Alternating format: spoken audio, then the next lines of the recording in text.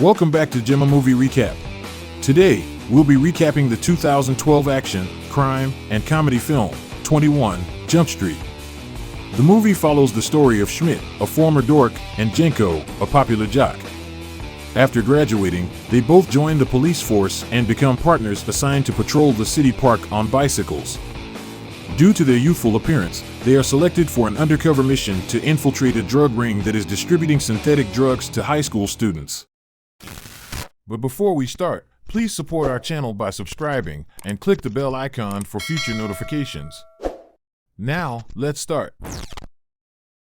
The movie begins in the year 2005.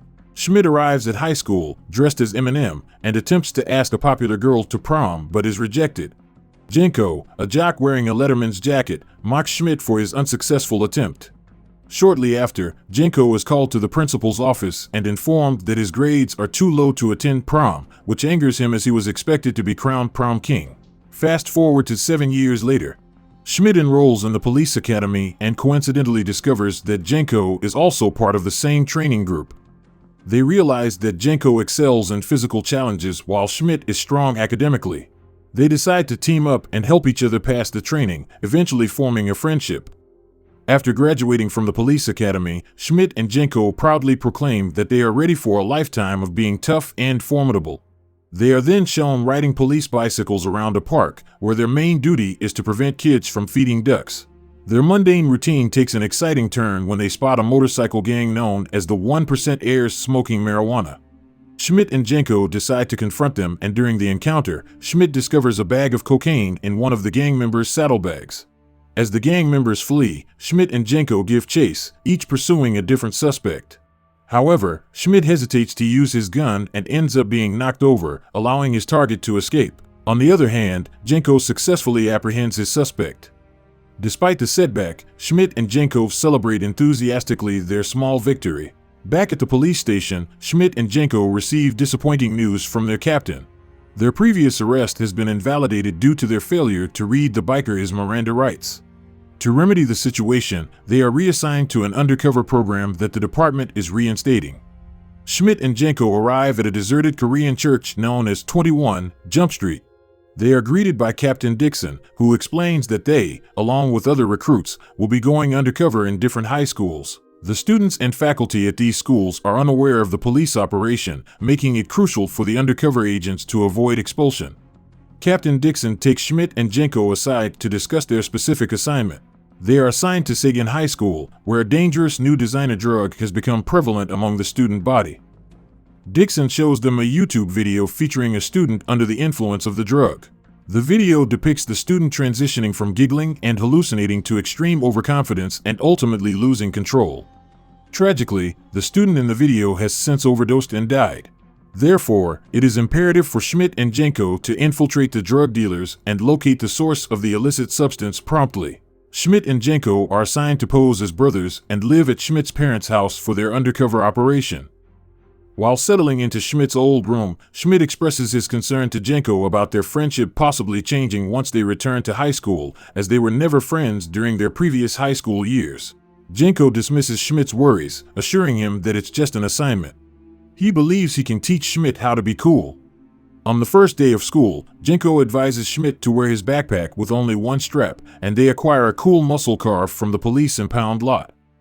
However, upon arriving at Sagan High, they quickly realize that all the students use 2 straps for their backpacks, and there are various unfamiliar cliques, including the emo kids. Schmidt becomes distracted when he notices an attractive girl riding her bicycle, while Jenko gets into a confrontation with the eco-friendly kids who disapprove of his gas-guzzling car. Jenko ends up punching one of the eco kids, who happens to be gay, leading everyone to believe that Jenko committed a hate crime. Schmidt and Jenko are summoned to the principal's office and receive a warning. In the process, they accidentally swap their fake identities, causing everyone to believe that Schmidt is the star athlete and Jenko is enrolled in advanced chemistry classes. Schmidt attends his drama class and encounters Molly, the attractive girl, once again. Molly is in a relationship with Eric, the leader of the eco kids. Schmidt strikes up a conversation with Molly and asks her where he can get the new designer drug. Molly directs him to graffiti with the dealer's phone number. Schmidt sends a text to the dealer, who instructs him to meet at the yearbook office. Schmidt pulls Jenko out of their advanced chemistry class, and they make their way to the yearbook office. Upon arriving, they discover that Molly's boyfriend, Eric, is the dealer. Eric sells them each dose of the drug, but insists that they consume it immediately in his presence. Schmidt and Jenko hurriedly head to the bathroom afterward in an attempt to induce vomiting, but they are unsuccessful. As they return to their classes, they are stopped by the gym teacher. Mistakenly believing that Schmidt is an exceptional athlete due to mistaken identities, the gym teacher invites Schmidt to join the track team. Caught in the midst of the drug's effects, Schmidt agrees to join the track team as a means to escape the situation. During the drama class, Schmidt's drug-induced confidence reaches its peak. The drama teacher invites Schmidt to audition for the role of Peter Pan, and he delivers an outstanding performance. However, when Schmidt attempts to participate in a track meet after school, the drug's effects have intensified, causing him to enter the phase of complete craziness. He ends up disrupting the meet by carelessly flinging his relay baton across the finish line. The Eco Kids, who are observing from the stands, find Schmidt's behavior hilarious. Back at 21, Jump Street headquarters, Schmidt and Jenko compile a chart for Captain Dixon, detailing the various Eco Kid dealers they have identified. However, they have yet to uncover the identity of the supplier. The other undercover officers have already made numerous arrests in their assigned high schools, so Captain Dixon urges Schmidt and Jenko to expedite their investigation. Jenko becomes frustrated and upset that he is no longer considered cool. The new trend is to be intelligent and accepting, making Schmidt more popular. Schmidt proposes the idea of throwing a party to earn Eric's trust, and he calls Molly to discuss the plan. They have a playful conversation, and Molly agrees to invite everyone to the party. Schmidt and Jenko arrange for Schmidt's parents to go on a trip, ensuring the house is empty. They then purchase a large amount of alcohol and steal drugs from the evidence locker. Jenko invites the AP chemistry nerds to the party with the intention of planting a bug on Eric's phone. The party is a success, and Jenko manages to take Eric's phone. However, before he can return it, Eric decides to leave because a group of thugs from another high school has arrived.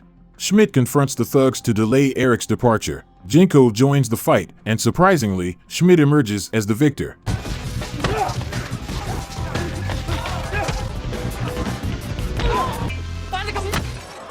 However, he realizes that he has been stabbed in the shoulder. Jenko removes the knife, and the party continues. Meanwhile, Schmidt's parents realize they left their cell phone behind and return home, discovering the chaotic party. As everyone scatters, Jenko has successfully planted the bug on Eric's phone. Eric, impressed by Schmidt's fighting skills, recruits him as a drug dealer. Back at school, Schmidt is getting ready to go on stage for his leading role as Peter Pan. Jenko insists that they need to intercept the drug exchange. They spot Eric driving away, but their muscle car has been immobilized for parking in a handicapped space.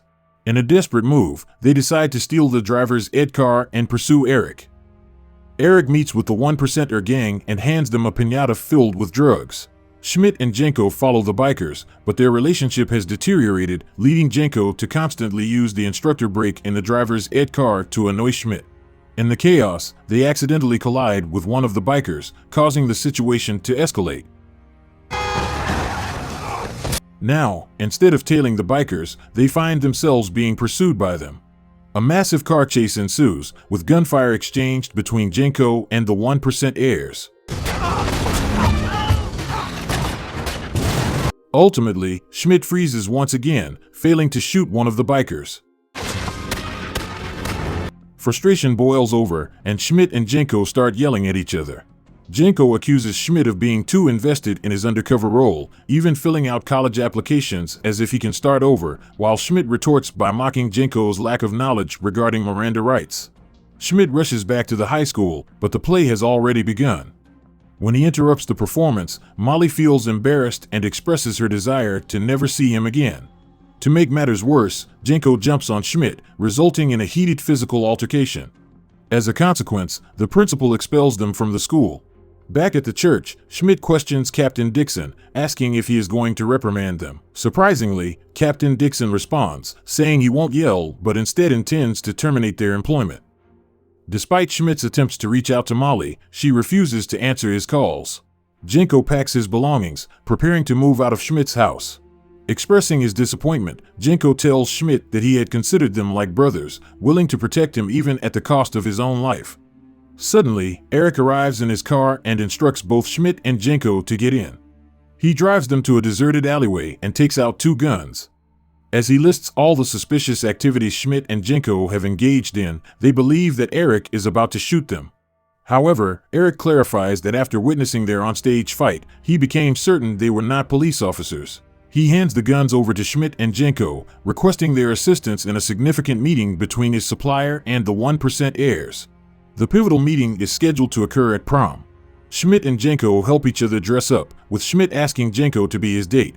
They arrive at prom in the grand manner Jenko always imagined, stepping out of a white limousine with doves soaring into the sky. Additionally, they bring along the nerds and a group of escorts as their companions for the evening. Schmidt catches sight of Molly, and he attempts to confess everything to her. However, Molly is heavily under the influence of the designer drug. Eric leads Schmidt and Jenko to the meeting location, where they realize that the supplier is actually the gym teacher. The nerds are remotely recording the entire encounter, but Schmidt and Jenko are concerned about being recognized by the 1% heirs. Initially, things seem to be going smoothly, but then Molly enters the intense phase of her drug trip and forcefully pounds on the door, accusing Schmidt of being a cop. Tensions rise, and everyone draws their guns. Molly forcefully enters the room, and the gym teacher takes her hostage. Schmidt and Jenko are left with no choice but to surrender their weapons, facing the imminent threat of being shot. However, just as they are about to be executed, 2 of the 1% heirs reveal themselves as undercover DEA agents. They have been infiltrating the 1% heirs gang for 5 years, and Schmidt and Jenko's actions have jeopardized their operation. One of the DEA agents removes his fake nose, exposing himself as Johnny Depp in a cameo appearance. A massive firefight ensues, and both DEA agents sustain gunshot wounds to their necks. As they lie dying, Johnny Depp's character expresses regret to his partner, apologizing for how he treated him during their undercover work. He realizes that the only approval he truly needs is from his best friend. Schmidt is deeply moved by this revelation. The gym teacher seizes Molly and the bag of money before fleeing the scene. The 1% heirs give chase, with Schmidt and Jenko following closely behind. A high-speed pursuit unfolds as all 3 groups race through the city in their respective limousines, exchanging gunfire.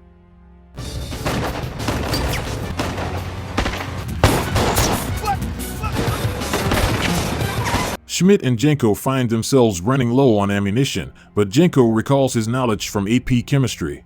He combines potassium nitrate from the shotgun shells with lithium batteries, mixes them in an alcohol bottle, and hurls it into the 1% heirs limo. The resulting explosion engulfs the 1% heirs, causing their vehicle to crash along with the gym teacher's limo. Continuing the pursuit on foot, the gym teacher takes aim at Schmidt and opens fire. Jenko selflessly steps in front of the bullets, absorbing 2 shots to his chest and 1 to his arm. Thankfully, his bulletproof vest mitigates the damage, leaving him relatively unharmed. With Jenko providing cover, Schmidt apprehends the gym teacher, displaying unwavering confidence this time. He swiftly shoots the gym teacher in a sensitive area, while both Schmidt and Jenko recite their Miranda rights. Schmidt and Jenko offer sincere apologies to each other, and Schmidt seeks forgiveness from Molly. In a moment of reconciliation, Schmidt and Molly share a passionate kiss. With a sense of triumph, Schmidt and Jenko return to the 21 Jump Street Church. Captain Dixon presents them with a framed copy of their initial arrest report before informing them of their next undercover assignment, infiltrating college. Schmidt ecstatically exclaims yes, while Jenko expresses his reluctance with a resounding no. That concludes the movie. Share your thoughts in the comments below. Remember to give it a thumbs up and support the channel by subscribing and enabling notifications. If you have any suggestions for future movie recaps, feel free to let us know in the comments. Until next time.